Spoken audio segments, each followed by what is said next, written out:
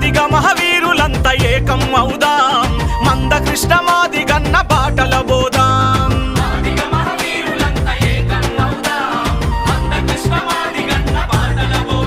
అగో లక్ష డప్పులొక్కటై దండోరేద్దాం, 1000 గొంతుల చెంగు సైరను చేద్దాం.